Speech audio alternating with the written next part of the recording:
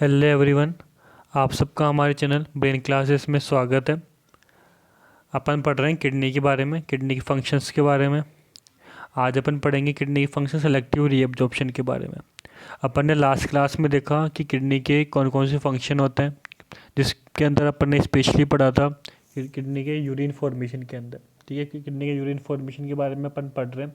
तो किडनी के urine formation में अपन ने ये देखा कि किडनी किस तरीके से यूरिन को फिल्टर करती है। ठीक है, किडनी किस तरीके से फिल्टर करती है और कौन सा किडनी का पार्ट इसमें इसके फिल्टर में हेल्प करता है।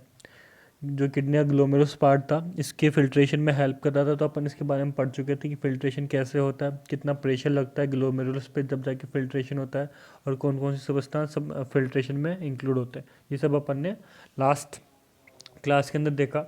आज अपन पढ़ेंगे सेलेक्टिव रीअब्जॉर्प्शन किडनी का, जो उसका नेक्स्ट फंक्शन है सिलेक्टिव रीअब्जॉर्प्शन। ठीक है, किडनी का जो अपन यूरिन फॉर्मेशन की जो प्रोसेस पढ़ रहे थे, उसकी जो सेकंड स्टेप है, ठीक है, जो कि सिलेक्टिव रीअब्जॉर्प्शन है, वो पढ़ेंगे आज कि किस तरीके से किडनी के अंदर रीअब्जॉर्प्शन होता है। तो पहले अपन बात कर लेते हैं रीअब्जॉर्प्शन का मतलब क्या होता है। रीअब्जॉर्प्शन का मतलब होता है वापस से एब्जॉर्ब होना, किसी भी सब्सटेंस का वापस से रीअब्जॉर्ब होना। अपने ब्लड के अंदर किसी भी सब्सटेंस का वापस से रीअब्जॉर्ब होना क्या कहलाता है? रीअब्जॉर्प्शन, वापस से रीअब्जॉर्ब होना।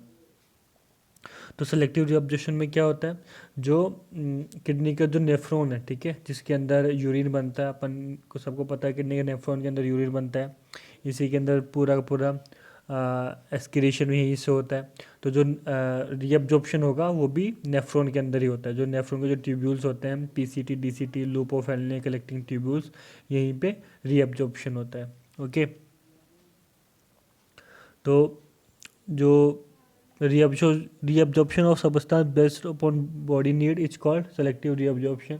जो बॉडी की नीड होती है, ठीक है, उसके बेस के ऊपर अगर रीअब्जॉर्प्शन हो रहा है तो उसे क्या कहते हैं? Selective reabsorption. यानी कि सेलेक्टेड चीज़ों का ही रीअब्जॉर्प्शन होना सेलेक्टिव रीअब्जॉर्प्शन कहलाता है। सेलेक्टिव चीज़ें मतलब जैसे जिन जिन चीज़ों की अपनी बॉडी को नीड है, ठीक है, वो अपनी बॉडी से बाहर ना निकले। जिन चीज़ों की जिसे जो भी न्यूट्रिएंट है, ओके, न्यूट्रिएंट हो गए, वाटर हो गया, इन सबको अपनी बॉडी को नीड होती है 24 आवर हमेशा जिंदा रहने के लिए अपन को इन चीज़ों की ज़रूरत होती है। ठीक है, जिन सब्सटेंस की ज़रूरत होती है वो अपनी बॉडी से बाहर ना निकले, उन्हें क्या कहते हैं? Selective reabsorption. और सेलेक्टिव रीअब्जॉर्प्शन अपनी बॉडी किडनी के अंदर कहाँ कहाँ पे होता है? इसकी साइट है, जैसे ग्लोमेरुलस कैप्सूल हो गया, यानी कि जो बाउमिंग कैप्सूल होता है वहाँ पे। पीसीटी जो प्रोक्सिमल कन्वोल्यूटेड ट्यूब्यूल्स है, ठीक है, वहाँ पे लूप ऑफ हेनले, ओके, यहाँ पे डीसीटी डिस्टल कन्वोल्यूटेड ट्यूब्यूल्स, और लास्ट कलेक्टिंग डक्ट। तो जो अपन कह सकते हैं जो अपना नेफ्रॉन होता है, ओके, कंप्लीट लगभग लगभग कंप्लीट नेफ्रॉन के अंदर अपने रीअब्जॉर्प्शन होता रहता है उन सब्सटेंस का। और रीअब्जॉर्प्शन उन्हीं सब्सटेंस का होता है जो यूरिन बनने के लिए अपने ग्लोमेरुलस जो कैपिलरीज होती है, ठीक है, उसके अंदर आते हैं। जो अपनी रीनल आर्टरी जिन सब्सटेंस को अपनी कैपिलरीज के अंदर लेके आती है, ठीक है, अपने जो ग्लोमेरुलस कैप्सूल होता है उसके अंदर जिन सब्सटेंस को लेके आती है, उन्हीं चीज़ों का वापस से रीअब्जॉर्प्शन होता है अपने जो कलेक्टिंग डक्ट्स है, पीसीटी है, डीसीटी है, इनके द्वारा। ओके, नेक्स्ट देखते हैं डायग्राम के अंदर देखना कि कौन कौन सी जगह पे किस किस तरीके से रीअब्जॉर्प्शन होता है। इस डायग्राम में सब कुछ बताया गया है कि कौन कौन सी जगह पे किस किस सब्सटेंस का रीअब्जॉर्प्शन होता है। तो यहाँ पे आप देख पा रहे होंगे,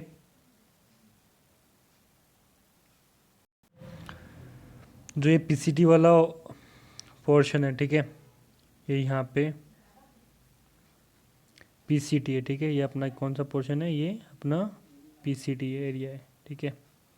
इसमें कौन कौन सा सब्सटेंस का रीअब्जॉर्प्शन हो रहा है? देखो, इस वाली जगह पे देखना ऊपर की तरफ, यहाँ पे लिखा हुआ है glucose, amino acid, protein, vitamins, lactate, urea, uric acid, sodium, potassium, calcium, magnesium, chloride, SCO3, यानी कि जो आपका बाइकार्बोनेट हो गया वो H2O, यानी आपका वाटर, इन सब्सटेंस का। और यहाँ पे नीचे की तरफ बताया गया है हाइड्रोजन और अमोनियम। ओके, इन सब्सटेंस का रीअब्जॉर्प्शन होता है अपने पीसीटी के अंदर। ओके, इनके अंदर से जैसे ग्लूकोज और अमीनो एसिड्स है, इनका कंप्लीट 100% रीअब्जॉर्प्शन होता है। इनका 100% रीअब्जॉर्प्शन क्यों होगा? जैसे ग्लूकोज है और अमीनो एसिड है। ग्लूकोज जैसे आप खाना खाते हो, तो आप ऐसा तो नहीं कि जो आप खाना खा रहे हो तो आप उस वापस से आपकी बॉडी से बिना यूज में आए चले जाए, उसका यूज तो होना चाहिए। इसीलिए जो ग्लूकोज होता है वो वापस से रीअब्जॉर्ब होता है। अमीनो एसिड जो कि आपका जो प्रोटीन होता है इसका रीअब्जॉर्प्शन होता है। तो ऐसा तो नहीं कि आपने इनटेक किया, प्रोटीन इनटेक किया और आपकी मसल्स को उसका यूज ही ना मिले। ओके, ऐसे आप काफ़ी वीक हो जाओगे, आपकी बॉडी के अंदर न्यूट्रिएंट्स की कमी हो जाएगी। इसलिए जो ग्लूकोज और अमीनो एसिड होते हैं ये 100% रीअब्जॉर्ब हो जाते हैं आपकी बॉडी के अंदर। नेक्स्ट बात करें आपका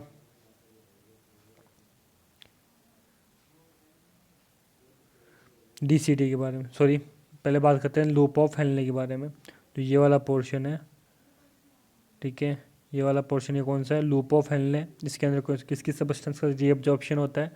पहले है H2 यानी वाटर, नेक्स्ट आपके यूरिया, और फिर नेक्स्ट आपके सोडियम पोटेशियम और क्लोराइड।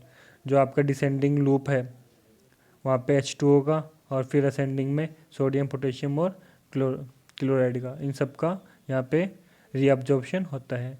नेक्स्ट देखते हैं अपन डीसीटी के बारे में।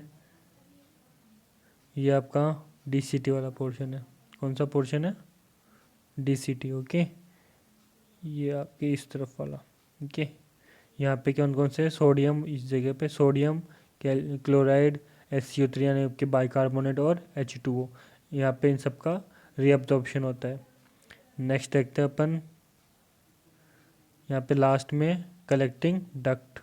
क्या है ये, कलेक्टिंग डक्ट। कलेक्टिंग डक्ट में हाइड्रोजन, यहाँ पे अमोनिया, H2O और यूरिया, इन सब का रीअब्जॉर्प्शन हो रहा है। ओके, तो क्या क्या देखा अपन ने, पीसीटी, पहले अपन ने देखा पीसीटी के बारे में अपन ने बात की। पीसीटी में आपके glucose, amino acid, vitamins, lactate जो कि आपके मिल्क शुगर होती है, ठीक है, lactate, urea, uric acid, sodium, potassium, calcium, magnesium, chloride, bicarbonate and H2, ये आपके पीसीटी से रीअब्जॉर्ब होते हैं। इसके अलावा हाइड्रोजन और अमोनिया ये भी आपके पीसीटी से रीअब्जॉर्ब होते हैं। Next loop of Henle. Loop of Henle से वाटर, यूरिया, सोडियम, पोटेशियम और क्लोराइड। Next DCT. डीसीटी से सोडियम, क्लोराइड, बाइकार्बोनेट यानी SCO3 और H2O वाटर। ओके, लास्ट आपके कलेक्टिंग डक्ट। कलेक्टिंग डक्ट से भी हाइड्रोजन, पोटेशियम और अमोनिया, वाटर और यूरिया, इन सब का रीअब्जॉर्प्शन होता है। तो ये सारे पार्ट आपके नेफ्रॉन के हैं, और इन्हीं सब के अंदर जो आपका जो ग्लोमेरुलस के अंदर जितने भी सबस्टेंस आते हैं जो रीनल आर्टरी, आर्टेरियोल से, ठीक है, ये जो लेके आते हैं इन सब का यहाँ पे रीअब्जॉर्प्शन होता है। ओके, अब बात करते हैं रीअब्जॉर्प्शन होता कैसे है। ठीक है भाई, ये तो अपन देख रहे हैं कि रीअब्जॉर्प्शन इन सबस्टेंस का हो रहा है। अब ये भी तो अपन को पता लगना चाहिए कि इनका रीअब्जॉर्प्शन होता कैसे है। ओके, क्यों होता है, किस प्रोसेस में होता है। ओके, तो पहले बात करते हैं कि कौन कौन से सब्सटेंस का कंप्लीट रीअब्जॉर्प्शन होता है। आपके ग्लूकोज और अमीनो एसिड्स का कंप्लीट रीअब्जॉर्प्शन होता है। ठीक है, इसका रीअब्जॉर्प्शन कंप्लीट इसलिए होता है क्योंकि इनकी आपकी बॉडी को पूरी की पूरी नीड होती है। ओके, आपकी बॉडी को ज़िंदा रहने के लिए ग्लूकोज और अमीनो एसिड्स की हमेशा रिक्वायरमेंट होती है। आपकी बॉडी को एनर्जी मिलती रहे ऑल टाइम, इसके लिए ग्लूकोज का होना आपकी बॉडी में ज़रूरी है, इसलिए इसका 100% रीअब्जॉर्प्शन होता है। नेक्स्ट इनकम्प्लीट रीअब्जॉर्प्शन किनकी सब्सटेंस का होता है, वो होता है क्रिएटिनिन का। क्रिएटिनिन आपकी बॉडी के अंदर किसी काम का नहीं है, इसलिए ये बिल्कुल पूरी तरह से आपकी बॉडी से बाहर निकल जाता है, इसका रीअब्जॉर्प्शन नहीं होता है। अब बात करते हैं किस तरीके से रीअब्जॉर्प्शन होता है अपनी बॉडी के अंदर, ठीक है, या फिर किडनी के अंदर। तो किडनी के अंदर जो रीअब्जॉर्प्शन होता है वो ऐसे होता है जैसे मानो आपकी ट्यूब्यूल्स के अंदर रीअब्जॉर्प्टिव सबस्टेंस है, ठीक है, पीसीटी के अंदर आए, डीसीटी में आए, लूप ऑफ हेनले में आए, कलेक्टिंग डक्ट्स के अंदर sodium, potassium, calcium, chloride, water, urea, uric acid, ठीक है, ये सारे सबस्टेंस आपके पीसीटी, डीसीटी और कलेक्टिंग डक्ट्स और लूप ऑफ हेनले के अंदर प्रेजेंट है। ठीक, ओके, यहाँ से ये रीअब्जॉर्ब हो रहा है। तो ये रीअब्जॉर्ब कैसे होता है, जो ये ट्यूब्यूल्स है, ठीक है, ट्यूब्यूल्स के ऊपर प्रेशर लगता है, प्रेशर की वजह से, ठीक है, प्रेशर की वजह से जो आपका ये सबस्टेंस है ये जाते हैं सबसे पहले आपके जो पेरिट्यूबुलर जो कैपिलरी, मैंने आपको जब ग्लोमेरुलस पढ़ाया था, ठीक है, नेफ्रॉन की जब स्ट्रक्चर बताई थी, तो उस टाइम पे आपको बताई थी मैंने पेरिट्यूबुलर कैपिलरी के बारे में। पेरिट्यूबुलर कैपिलरी क्या होती है? PCT DCT loop of Elder collecting ducts के चारों तरफ ये कैपिलरी लिपटी हुई रहती है और इफरेंट आर्टेरियोल से ये निकलती है, ओके, और जाके रीनल वेन्स के अंदर जाके ओपन होती है। तो जो पेरिट्यूबुलर कैपिलरी होती है, यहाँ पे ये सब्सटेंस आते हैं और पेरिट्यूबुलर कैपिलरी इनको ब्लड से होते हुए आपके इंटरस्टिशियल जो फ्लूइड होता है, ठीक है, इंटरस्टिशियल फ्लूइड कौन सा फ्लूइड होता है? आपके जो सेल का जो फ्लूइड होता है, सेल के बीच में जो फ्लूइड होता है, उस फ्लूइड के अंदर ले जाके छोड़ देती है, ठीक है। इस तरीके से रीअब्जॉर्प्शन होता है। और जो रीअब्जॉर्प्शन होता है ये दो फॉर्म के अंदर होता है, ठीक है, दो फॉर्म में होता है। यहाँ पे लिखा हुआ है पैसिव रीअब्जॉर्प्शन और एक्टिव रीअब्जॉर्प्शन। किस किस फॉर्म में होता है? पैसिव और एक्टिव रीअब्जॉर्प्शन।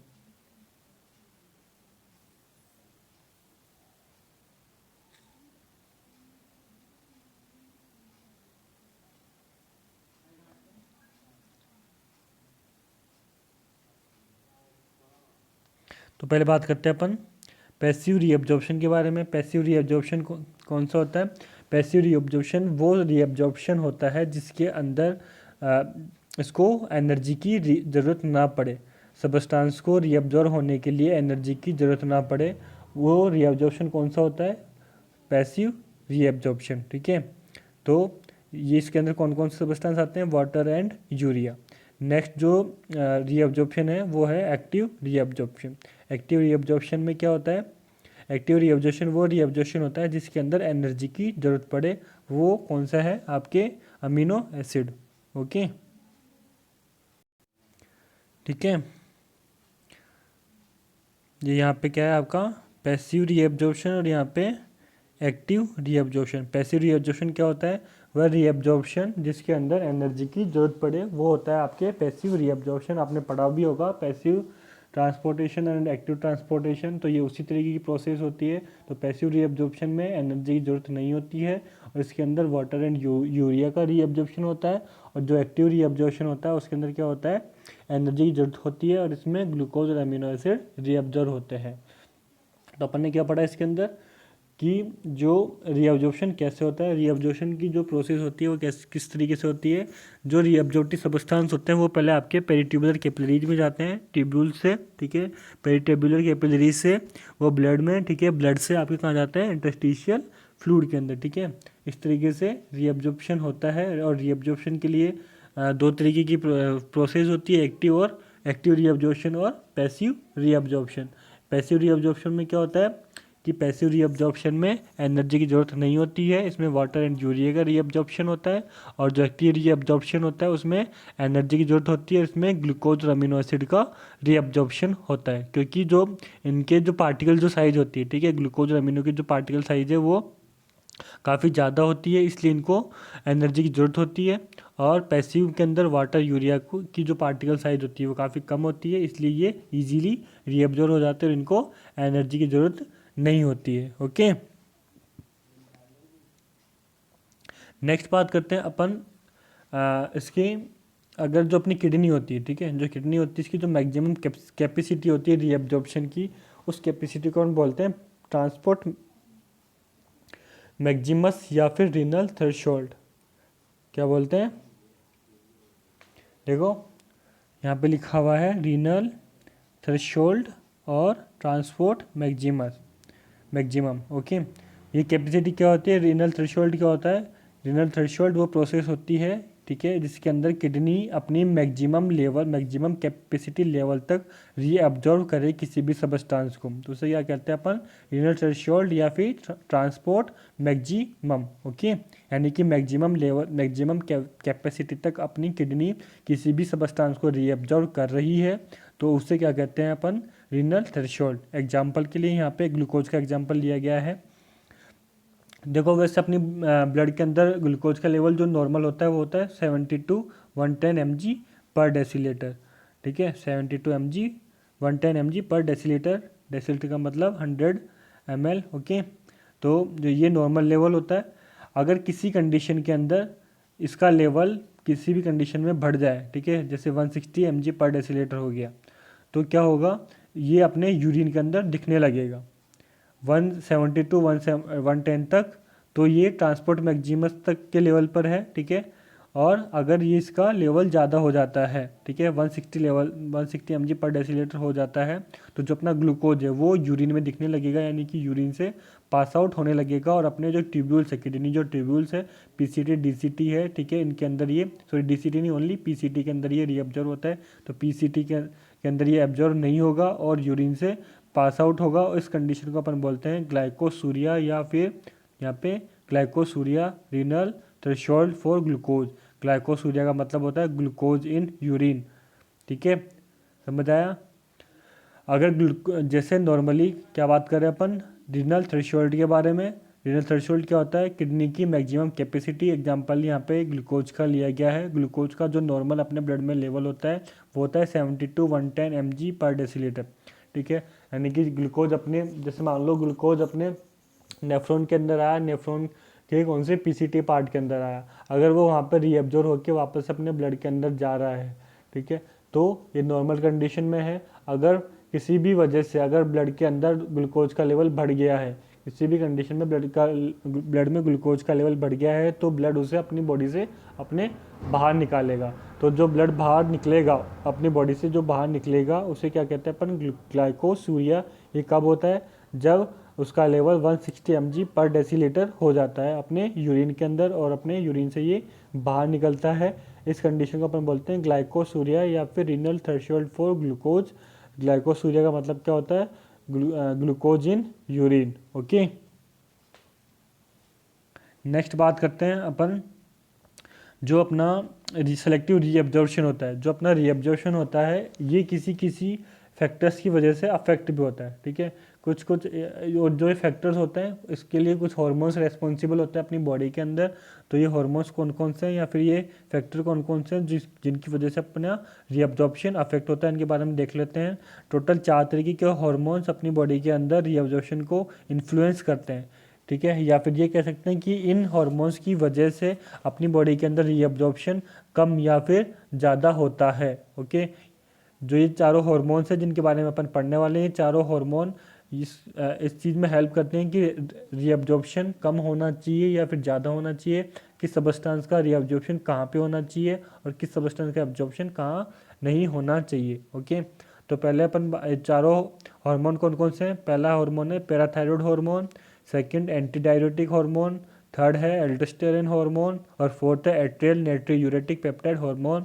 वैसे आप इन चारों हार्मोन्स के बारे में पहले से पढ़ चुके होंगे, ओके। तो पहले बात करते हैं पैराथायरॉयड हार्मोन के बारे में। पैराथायरॉयड हार्मोन जो होता है ये आपकी जो पैराथायरॉयड ग्लैंड होती है, ठीक है, उससे सीक्रेट होता है। और ये एक एंडोक्राइन हार्मोन या फिर एंडोक्राइन ग्लैंड होती है, ठीक है। और इसका जो काम होता है ये होता है आपके जो कैल्शियम और जो फॉस्फेट होता है, ठीक है, इनके डीसीटी में रीअब्जॉर्ब कराने में ये हेल्प करता है। क्या है पैराथायरॉयड हार्मोन का काम, डीसीटी के अंदर, यानी जो आपके डीसीटी है, डिस्टल कन्वोल्यूटेड ट्यूब्यूल्स है, उसके अंदर कैल्शियम और फॉस्फेट को रीअब्जॉर्ब करवाने में हेल्प करती है। और जो पैराथायरॉयड ग्लैंड है ये आपके एंडोक्राइन ग्लैंड होती है, ओके। नेक्स्ट बात करते हैं अपन एंटी डायरेटिक हार्मोन के बारे में। एंटी डायरेटिक हार्मोन एडीएच के नाम से भी इसे जाना जाता है। ये भी एक एंडोक्राइन हार्मोन या फिर एंडोक्राइन ग्लैंड से सीक्रेट होता है, ओके। और जो ये एंटी डायरेटिक जो हार्मोन होता है ये डीसीटी की परमेबिलिटी को बढ़ा देता है, ठीक है। डीसीटी की परमेबिलिटी को बढ़ा देने की वजह से वाटर का रीअब्जॉर्व करता है, ठीक है। एंटी डायरेटिक हार्मोन ये वाटर का रीअब्जॉर्व करता है और किस तरीके से करता है, ये डीसीटी के परमेबिलिटी को बढ़ा के वाटर के रीअब्जॉर्प्शन में हेल्प करता है। नेक्स्ट एल्डोस्टेरोन के बारे में देखें। जो एल्डोस्टेरोन होता है ये एड्रिनल ग्लैंड से सीक्रेट होता है, ओके। और ये सोडियम और वाटर को रीअब्जॉर्व करता है और जो आपका पोटेशियम होता है, ठीक है, इसको एक्सक्रीट करने में, ठीक है, उसको कम करता है और सोडियम वाटर के रीअब्जॉर्प्शन को बढ़ाता है और पोटेशियम के उसको कम करता है या फिर उसे एक्सक्रीट करता है, ठीक है। और अपना जो रीनल एंजियोटेंसिन एल्डोस्टेरोन जो सिस्टम होता है उसे भी मेंटेन करने में ये हेल्प करता है। Next atrial नाइट्रोयूरेटिक peptide hormone, fourth जो हार्मोन है, ठीक है, ये सोडियम और वाटर के जो रीअब्जॉर्प्शन होता है उसे कम करता है, ठीक है। अभी अपन ने पढ़ा एल्डोस्टेरोन। एल्डोस्टेरोन क्या करता है, ये वाटर और सोडियम के लेवल को के रीअब्जॉर्प्शन को बढ़ाता है, और एट्रियल नाइट्रोयूरेटिक पेप्टाइड हार्मोन ANP ये क्या करता है, सोडियम और वाटर के लेवल को के एब्जॉर्प्शन को कम करता है। ओके, अब यहाँ पे अपन देखते हैं थ्योरेटिकल फॉर्म में parathyroid hormone it regulate the reabsorption of calcium and phosphate from the DCT। जो पैराथायरॉयड हार्मोन है ये